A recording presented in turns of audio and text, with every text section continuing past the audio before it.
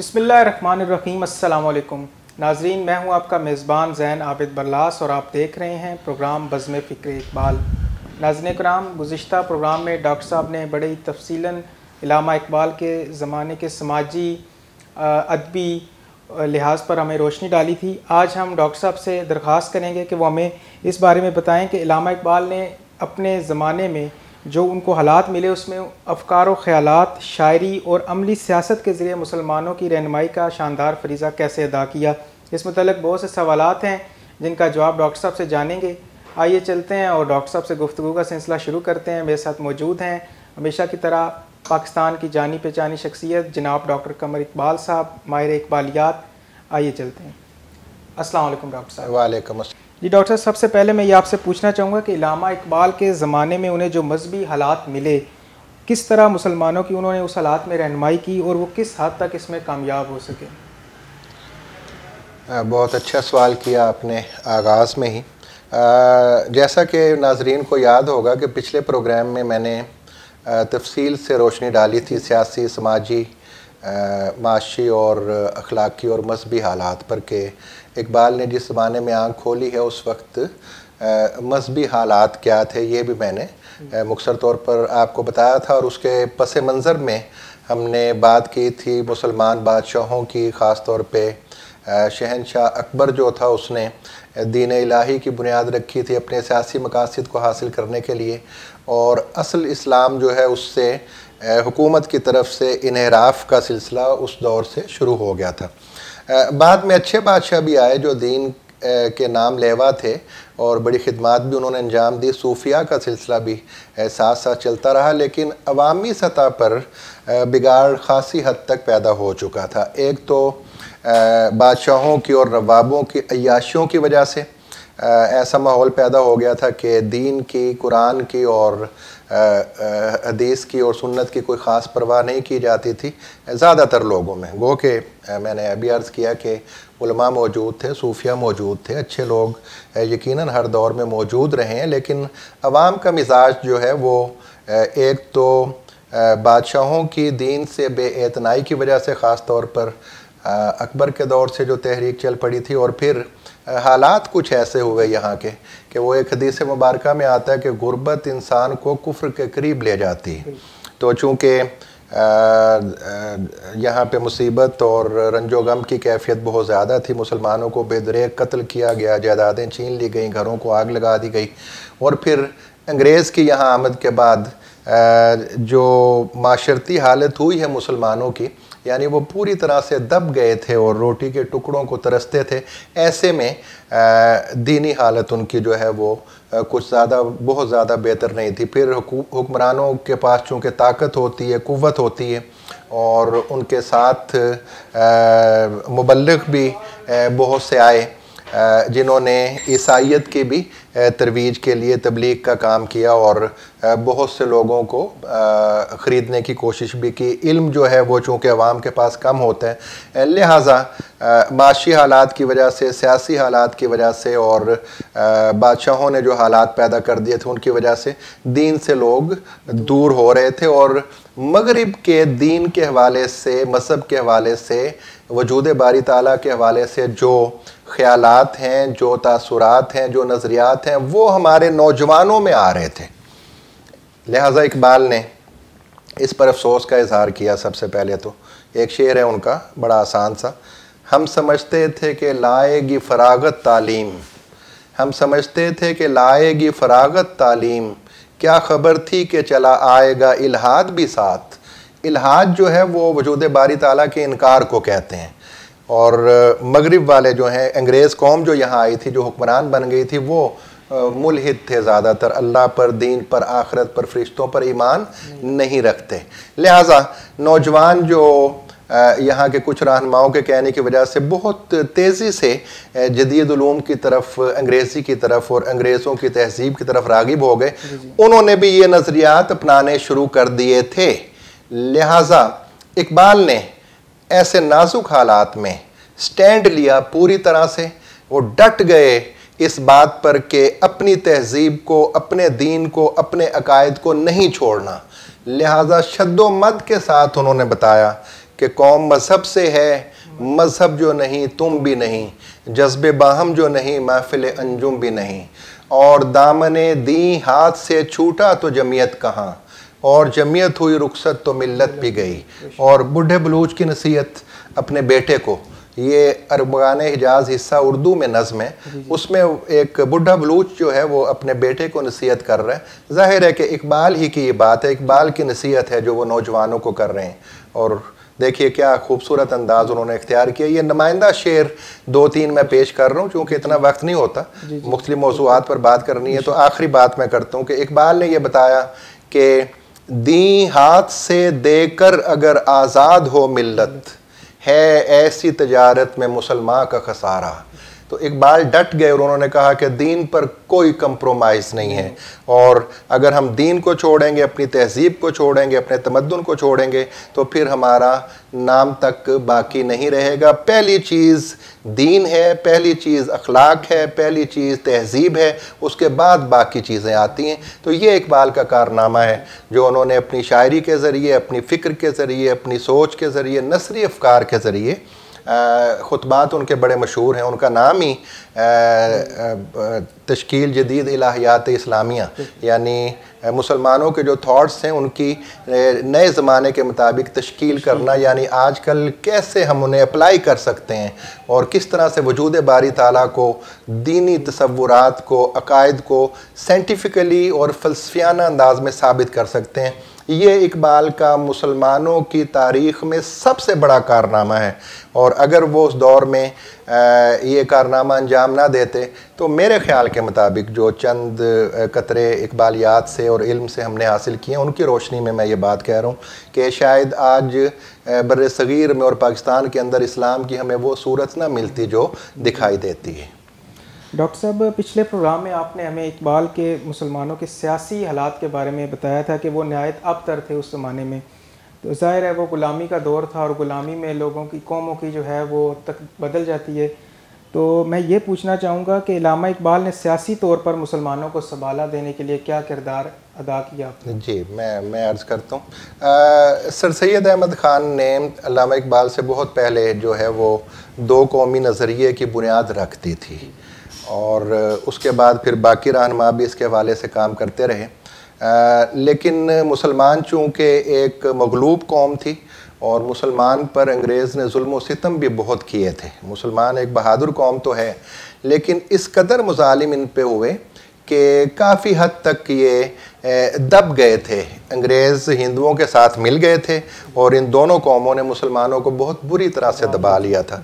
मैं बिल्कुल आसान लफ्ज़ों में और अवामी अंदाज में अपने नाज़रीन को बताऊं कि मुसलमानों की हालत ये हो चुकी थी कि अक्सर बुज़ुर्ग जो हैं वो आज़ादी का नाम भी नहीं सुनते थे, डर के मारे कि अगर हम आज़ादी का नाम लेंगे अंग्रेज़ जो है वो हमें पकड़ेगा और कत्ल करेगा या फिर कैद कर देगा।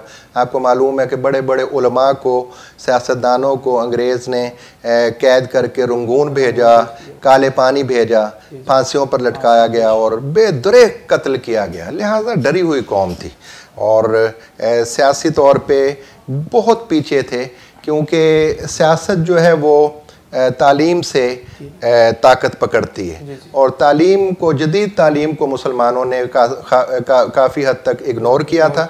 सर सैयद ने यह ज़रूर बताया था कि जदीद तालीम हासिल करो, अंग्रेज़ी ज़ुबान सीखो, और इसके बगैर तुम्हारा गुजारा नहीं है, क्योंकि बहरहाल सियासत में कामयाब होने के लिए तुम्हें नौकरियाँ चाहिए, असम्बली में आने के लिए तुम्हें पढ़ा लिखा होना चाहिए, अदालतों में आने के लिए, अदारों में आने के लिए, दफातर में आने के लिए तुम्हें तालीम चाहिए। तो हिंदू ने ये बहुत पहले सीख लिया था, और तालीम हासिल करके बड़ी बड़ी पोस्टों पर, बड़े बड़े ओहदों पर वो फाइज हो गए थे। मुसलमान बहुत पीछे थे। तो सर सैयद ने तालीम की तहरीक तो शुरू कर दी थी, लेकिन जाहिर है कि टाइम लगता है, क्योंकि हिंदुओं से बहुत पीछे रह गए थे। तालीम आना शुरू हो गई थी इनमें। सियासी लिहाज से मुसलमान जो हैं वो दबे हुए थे, कोई बेहतर रहबर और रहनुमा नज़र नहीं आता था। एक बात का मैं इजाफ़ा करता चलूँ कि इसे बदकिस्मती कह लें थोड़ी सी, लेकिन शुक्र है कि अवाम ने अब मैं आपको मुकाम व मर्तबा बताने लगूँ उल्लामा इकबाल का कि क्या किरदार हिंदुस्तान की सियासत में उन्होंने अदा किया है। बदकिस्मती मैंने इसे कहा कि अंग्रेज़ और हिंदू जो थे उन्होंने यहाँ की सियासत का जो मरकज़ी नुक्ता बनाया था वो ये था कि यहाँ पे दो कौमें नहीं बल्कि एक ही कौम आबाद है और वो हिंदी कौम है, वो हिंदी कौम है। जबकि आपको पता है दो कौमी नज़रिया ये है कि यहाँ पे एक नहीं बल्कि दो कौमें आबाद हैं और मुसलमान कौम और हिंदू कौम, और मुसलमानों को अपनी ज़िंदगी गुजारने के लिए आज़ाद वतन की ज़रूरत है। अंग्रेज़ और हिंदू का पूरा जोर ये था कि यहाँ पे एक कौम आबाद है। लिहाजा हम देखते हैं कि कायदे आज़म भी कांग्रेस में थे और हिंदू मुस्लिम इत्तेहाद के ज़बरदस्त हामी थे, और अल्लामा इकबाल भी शुरू में हिंदू मुस्लिम इत्तेहाद के हामी थे। लेकिन अल्लामा इकबाल का क्रेडिट ये है कि वो जो उन्होंने कहा है ना, निगाह बुलंद सुखन दिल नवाज जां पुरसोज, यही है रखते सफ़र मीरे कारवां के लिए। तो उन्होंने बहुत दूर तक देख लिया था और ये पहचान गए थे, जान गए थे कि हमारी बका की बुनियाद दो कौमी नज़रिए पर है। लिहाजा मैं समअप करते हुए आपसे अर्ज़ करता हूँ कि अल्लामा इकबाल 1905 में जब आला तालीम हासिल करने के लिए अभी नौजवान थे, बरतानिया गए हैं, तो उससे पहले उनकी बांगे दरा में नज़्म मिलती है तराने हिंदी और हिंदुस्तानी बच्चों का गीत, ये नज़में मिलती हैं। तराने हिंदी में वो कहते हैं हिंदी है हम, वतन है हिंदुस्तान हमारा, ये हिंदू मुस्लिम इत्तेहाद था। लेकिन 1905 में जब वो बरतानिया गए हैं, वहाँ जाके उन्होंने इस चीज़ का करीब से वतनीयत का, कौमियत का मुशाहिदा किया और देखा कि ये अंग्रेज़ की चालाकी और मक्कारी है कि उन्होंने ये नज़रिया मुसलमान कौमों को, कमज़ोर कौमों को, मुसलमानों को, हिंदुओं को दिया हुआ है कि यहाँ एक ही कौम आबाद है और कौम वतन से बनती है और एक वतन में एक इलाके में रहने वाले लोग एक कौम है। उन्होंने करीब से इसका मुशाहदा किया तो चालाकी और मक्कारी को बर वक्त समझ गए।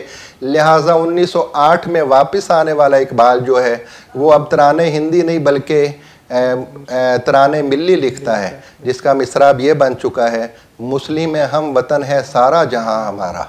लिहाजा सारी उन्होंने कोशिश और मेहनत और अपनी तवज्जो जो है वो मुसलमान कौम पर सर्फ कर दी और मुसलमान को बताया कि तुम्हारी बका इसमें है कि अपने आप को अलग कौम समझो और अलग वतन हासिल करो। लिहाजा कुछ उलमा भी दो कौमी नज़रिए को नहीं मानते थे और वो हिंदुस्तान को अपना वतन ही करार देते थे और कहते थे कि कौम वतन से बनती है। अल्लामा इकबाल भी उनके सामने भी डट गए और ये साफ लफ्ज़ों में कह दिया कि नहीं, कुरान और हदीस के ये ख़िलाफ़ बात है, मुसलमान अलग कौम है, इनकी बुनियाद वतन नहीं बल्कि मज़हब है।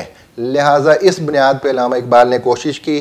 कायदे आज़म ने आपकी आवाज़ पर लब्बैक कहा, मुस्लिम लीग में शामिल हुए और 14 अगस्त 1947 को इन्हीं कोशिशों से हम पाकिस्तान लेने में कामयाब हुए। आखिरी बात मैं ये करूं कि 1940 में जब करारदाद पाकिस्तान मंजूर हुई है, अल्लामा इकबाल वफ़ात पा चुके थे 1938 में, तो कायदे आज़म ने अपने सेक्रेटरी से ये कहा, करारदाद पाकिस्तान मंजूर होने के बाद उन्होंने लिखा अपनी किताब में ये कि अगर आज अल्लामा इकबाल ज़िंदा होते तो वो ये देखकर बहुत खुश होते कि हमने वही कुछ कर दिया जो हमसे वो चाहते थे। तो ये इकबाल का मुकाम व मर्तबा है हमारे हिंदुस्तान की सियासत में, जो मैंने मुख्तसर तौर पे आपके वैसे सब आखिर में मुख्तसर तौर पर हमारे नाज़रीन को ये बताइए कि 20वीं सदी में बरसगीर के मुस्लिम रहनुमाओं ने मुसलमानों की आज़ादी के लिए, उनके हालात को बेहतर बनाने के लिए क्या काम किए और उनमें इकबाल का जो है वो क्या मकाम था, इकबाल ने उसमें क्या मकाम? जी, जैन साहब बहुत अच्छा सवाल किया आपने। ये भी मुख्तसर तौर पे मैं बात करूँगा क्योंकि मेरी गुफ्तगू में ये बातें अभी आ चुकी हैं कि एक पेज पर नहीं थे रहनुमा, उनमें मुवाफ़क़त नहीं थी और एक ख़यालात के हामी नहीं थे। और आपको मालूम है कि हमारे यहाँ मुसलमान जो हैं वो चाहे मज़हब से कितने भी दूर हों लेकिन उलमा की कदर करते हैं, उलमा की बात सुनते हैं, आइमा की बात सुनते हैं। तो हमारे बड़े उलमा जो थे, जो सियासत में भी थे, मैं अभी नाम नहीं लेना चाह रहा उनके, सियासत में भी थे, जिनकी बात सुनी जाती थी, जिनका दीन में, इस्लामी तालीम में बहुत बड़ा नाम था, वो अंग्रेज़ और हिंदू के कहने में आकर दो कौमी नज़रिए के ख़िलाफ़ काम कर रहे थे और मुसलमानों को अपनी तकारीर में, अपने मजमों में, अपनी तहरीरों में ये बताते थे कि कौम वतन से बनती है, ठीक है, और एक वतन में रहने वाले एक कौम होते हैं, लिहाजा हिंदुस्तान में रहने वाले मुसलमान और हिंदू एक कौम हैं, इन्हें मिलकर रहना है। लिहाजा आप देख लें, मैं बात को मुख्तसर करते हुए आज हालात देख लें, जो हिंदू वहाँ रह गए थे, जो मुसलमान हिंदुस्तान में रह गए थे, उनका क्या हाल हो रहा है कि पूरी पूरी ट्रेन को आग लगा दी जाती है और अंदर मुसलमान जल कर कोयला हो जाते हैं। और आप सोशल मीडिया पर क्लिप्स देखते हैं कि किस तरह मुसलमान ख़वातीन को और मुसलमान बच्चों को, नौजवानों को हिंदुस्तान के अंदर, मैं ये कश्मीर की बात नहीं कर रहा, हिंदुस्तान में उन्हें किस बुरी तरह से पीटा जाता है और अवाम उन्हें ठुड्डे और मुक्के और लातें मार मार के उनकी जान ले लेते हैं। अगर हम उस नज़रिए को मान लेते कि एक वतन में रहने वाले एक कौम हैं, लिहाजा हमें आज़ाद वतन की ज़रूरत नहीं है, हम सब हिंदी हैं, तो आज यहाँ पाकिस्तान में हम इस तरह से ना बैठे होते जैसे आप मेरे से बात सुन रहे हैं, और अल्लाह का शुक्र है कि हम तमाम अपने फ़राइज़ अदा कर रहे हैं। आज वही हाल हमारे साथ भी हो रहा होता, लेकिन इकबाल ने ये बताया कि नहीं, कौम वतन से नहीं होती बल्कि मज़हब से होती है। लिहाजा इस पर उन्होंने स्टैंड लिया, खुतबात दिए, और हमें अल्लामा इकबाल की आखिरी उम्र जो है तकरीबन आप समझ लें 1925 के बाद से 1938 तक, उनके अंदर एक बेचैन और बेकरार रूह नज़र आती है जो तड़प रही है मुसलमानों को आज़ाद करवाने के लिए, मुसलमानों को अलग वतन दिलवाने के लिए। लिहाजा कभी वो पहली गोल मेज़ कॉन्फ्रेंस में जा रहे हैं, कभी दूसरी गोल मेज़ कॉन्फ्रेंस में जा रहे हैं, कभी अपनी बीमारी के बावजूद मुस्लिम लीग पंजाब के सदर बन रहे हैं और अपने मिजाज के बिल्कुल ख़िलाफ़ असम्बली में जाने के लिए इलेक्शन में खड़े हो रहे हैं, मुख्तलिफ़ इलाक़ों के दौरे कर रहे हैं, कायद-ए-आज़म से मुसलसल राब्ते में हैं। ये एक छोटी सी किताब है जिसमें 17-18 खतूत हैं अल्लामा इकबाल के कायद-ए-आज़म के नाम, लेटर्स ऑफ इकबाल टू जिना, वो पढ़नी चाहिए। उसके अंदर बेचैन और बेकरार रूह नज़र आती है। कभी वो कायद-ए-आज़म को कहते हैं कि ये करना चाहिए, ये करना चाहिए, कभी कहते हैं कि आपके सिवा कोई रहनुमा नहीं है जो आज़ादी दिलवा सके, कभी कहते हैं आप पंजाब का दौरा करें, कभी कहते हैं कि सालाना इजलास जो है वो लाहौर में रखना चाहिए, ये मुसलमानों के लिए बहुत मुफीद है, और फिर ये कहते नज़र आते हैं कि अब वक्त आ गया है कि मुसलमानों के लिए एक अलग इलाके की डिमांड कर दी जाए। तो ये अल्लामा इकबाल का मुकाम और मर्तबा, मैंने पहले भी अभी बात की है यहाँ की सियासत में, कि उन्होंने अवाम को ये बताया कि कौम जो है वो वतन से नहीं बनती बल्कि मज़हब से बनती है, और हमारा मज़हब इस्लाम है और हमें ज़िंदगी गुजारने के लिए अलग वतन की ज़रूरत है। और आपके इसी नज़रिए को लेकर कायद-ए-आज़म आगे चले हैं और आज हम आज़ाद फ़िज़ाओं में सांस ले रहे हैं। ये आपका सबसे बड़ा क्रेडिट है। और मैं समझता हूँ कि अगर आप इतनी शद्दोमद से उस वक्त ये बात ना करते तो उलमा का ज़ाहिर अवाम में असर रसूख बहुत होता है, और अगर अवाम में जोश पैदा ना होता, इकबाल की बात वो ना समझते, तो आज हालात यहाँ के बहुत मुख्तलिफ होने थे। अल्लामा इकबाल चट्टान की तरह अपने मौक़े पर डट गए और फिर उन्हें सिपाही जो हैं वो कायद-ए-आज़म जैसे मिल गए जिन्होंने रात दिन मेहनत की और आज़ाद वतन हम लेने में कामयाब हुए। डॉक्टर साहब, आपका बहुत शुक्रिया, आपने अपने कीमती वक्त में से हमें टाइम दिया। नाज़रीन, प्रोग्राम का वक्त अपने अख्ताम को पहुँचा। आपसे मुलाकात होगी इंशाअल्लाह अगले हफ्ते एक नए मौजू के साथ। तब तक के लिए अपने मेज़बान ज़ैन आबिद बरलास को इजाज़त दीजिए और अपना ख्याल रखिए। अल्लाह हाफ़िज़।